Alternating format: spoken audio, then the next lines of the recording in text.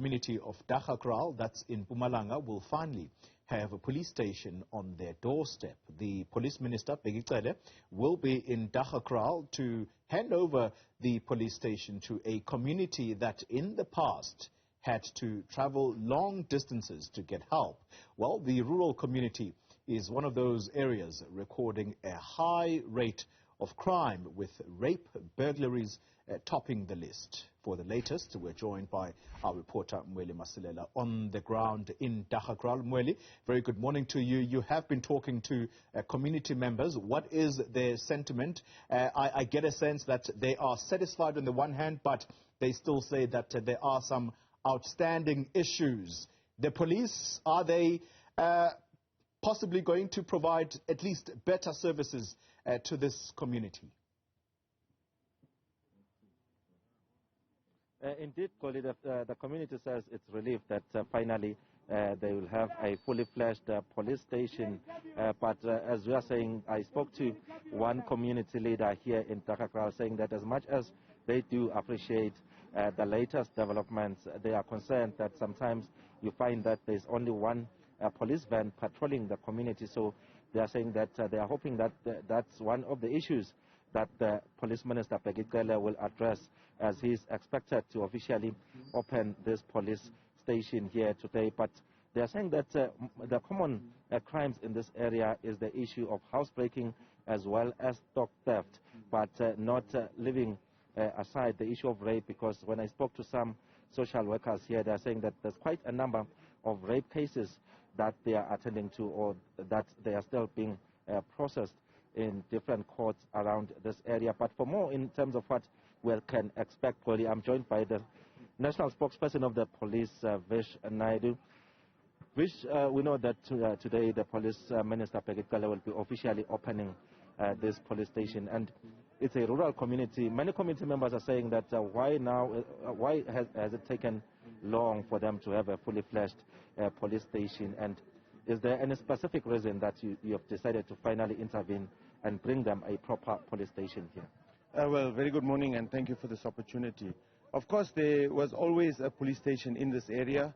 Police stations, the determination of the establishing a police station and the capacity of the police station is informed by the levels of crime, the crime threat analysis, the crime pattern analysis, the population, and so forth. So there's various factors that influence that. But of course, there was a satellite police station here. There was a feasibility study conducted, which informed us that the station needed to be made into a permanent station. Hence, you see behind us, we have a station that was developed over the last 2 years from a satellite station. It evolved into a permanent station. So coming with that would be more capacity in terms of manpower, resources. That will be including vehicles, equipment, and so forth. So we, throughout the country, we are rolling out this particular aspect of upgrading of stations, building of satellite stations, as well as mobile stations. But I think what is important is that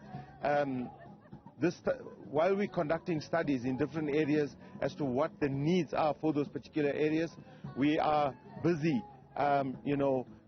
establishing our footprint in areas where we see that there's a greater need. I found out something here. As I came through, I saw about 4 taverns.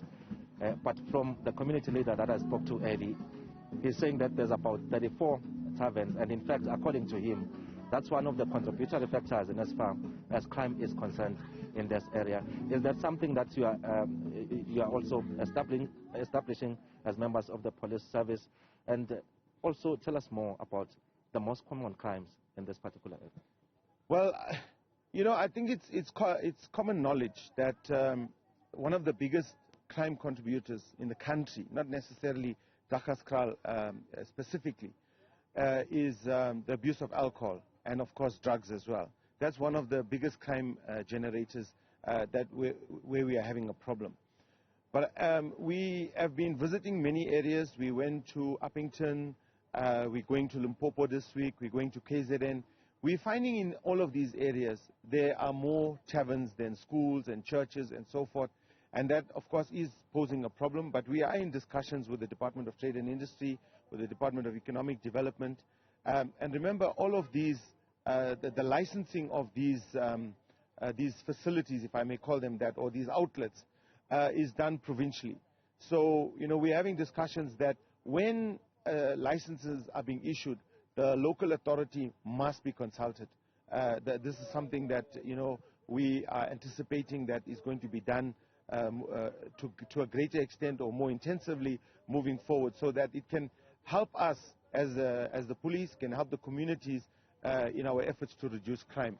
But of course, it is a challenge for us, and the crimes that are being most affected here, and you will find that when we speak about alcohol abuse being one of the biggest generators of crime, you will find that the crimes that are being committed here are in fact crimes where it's helping in wealth generation.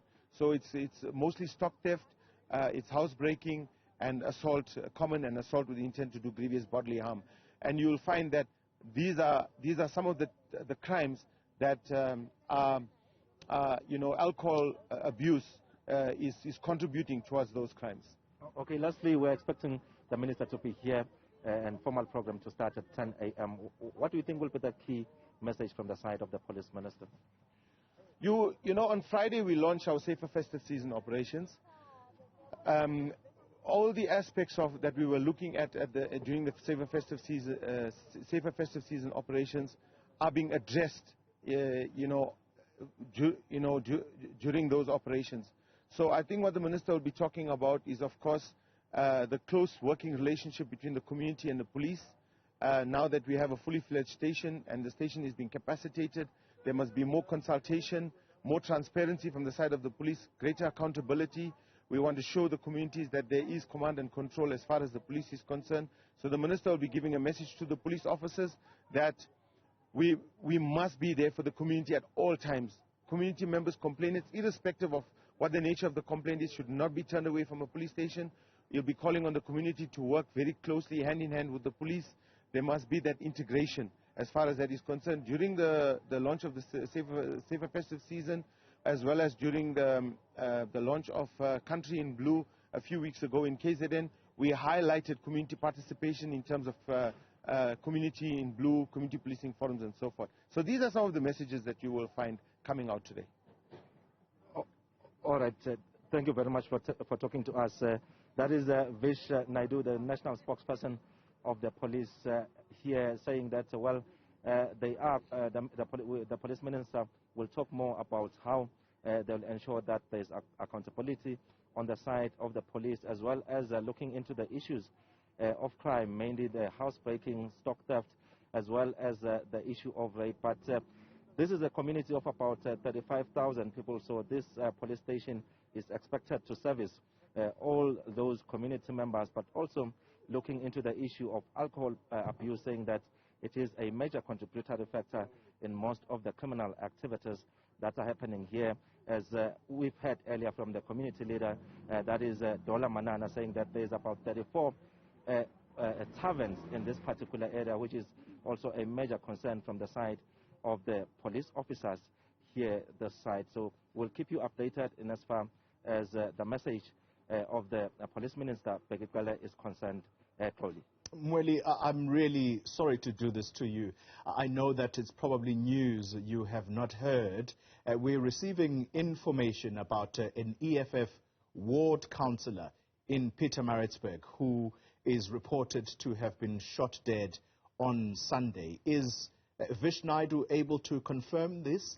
Are they aware of this particular situation? Is it possible that you could put that question to him as well? Let me try and bring him in. again. Vish, can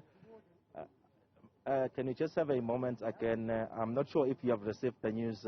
We just want to know from your side if you have received the news about an EFF councillor that was shot. What is happening? Do you have the information at this particular moment? I received inquiries on that. I'm busy trying to establish the information. Is this the incident you're referring to in KZN? Yes. I haven't got the details as yet. But of course, what I do know is that our members are on the scene. We adopted an integrated approach as far as our investigations are concerned. We've included the political task team in KZN, our forensic experts, crime intelligence is on board. So they are at the scene as we speak. So, but I don't have the exact details as to exactly what transpired and what might have been the motive for that incident.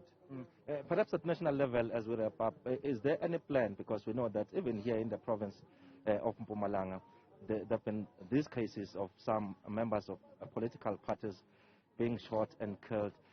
Is there anything being done, especially at this moment where we are heading for the 1st of November, the local government elections? Yes, we have a comprehensive operational plan, integrated operational plan. We're working very closely with the IEC as well, as well as you know that political parties have signed a code of conduct as well with the IEC. So we're working very closely with these political parties as well in terms of ensuring, firstly, a free and fair election on the 1st of November. But our operations are focusing before, during, and after elections in terms of ensuring that there's stability throughout the country as far as this is concerned. All these incidents that are happening now, protest action, there's calls by people for not wanting to vote and so forth. We're looking at that and ensuring that while people have a right in terms of the constitutional right to protest and air their views, we're making sure that all of these incidents are being or protest actions are being conducted peacefully. There's no fear of intimidation, reprisals, assaults, attacks, murders, and so forth. So our operations are addressing that. But we're calling for people to abide by the law, to cooperate with police during this time as we're approaching the elections. And I think the cooperation has been phenomenal so far. These incidents that we've experienced have been sporadic. And of course, during the visits by the Minister and the National Commissioner to areas that were affected by this type of violence, we highlighted that polling stations that are situated in hotspot areas will be given greater attention. There will be greater focus around those areas in terms of high visibility of police officers, as well as intensified investigations into crimes that have already been committed. Brigadier, sorry to have you for some more time. Are you in a position to comment about the shooting in Mitchell's Plain? Any arrests? I unfortunately don't have the details of that as well. Are you talking about where the 7 people were shot? Yes. Okay, of course, even that incident, I don't have the full details of that. But like I said, with the incident in KZN, there too, we activating the 72-hour or mobilizing the 72-hour activation plan, where our crime intelligence forensic expert, general detectives, as well as our Director for Priority Crimes Investigation will be ensuring that within 72 hours we gather as much information and intelligence as we possibly can to assist us in identifying those responsible for these attacks and bringing them to book. All right, Brigadier, thank you very much for talking to us. That is Brigadier Vish Naidoo, the National Spokesperson of the police, giving us an overview in terms of some of the incidents that have happened across the country. But he's saying that, well, as the police, they are equal to the task, doing their best to ensure that the upcoming local government elections are credible. Of course, working with the IEC in terms of ensuring that there is more security in as far as deployment is concerned. But those are some of the issues that he's saying that as the members of the police service, they have to do their best, because really they are not happy with the manner in which such incidents are happening, because he's saying it's just sporadic incidents and they end up having to try and react in terms of addressing those issues. All right, Mweli Masilela, thank you very much for acting so quickly to get the police spokesperson to comment on these developing stories.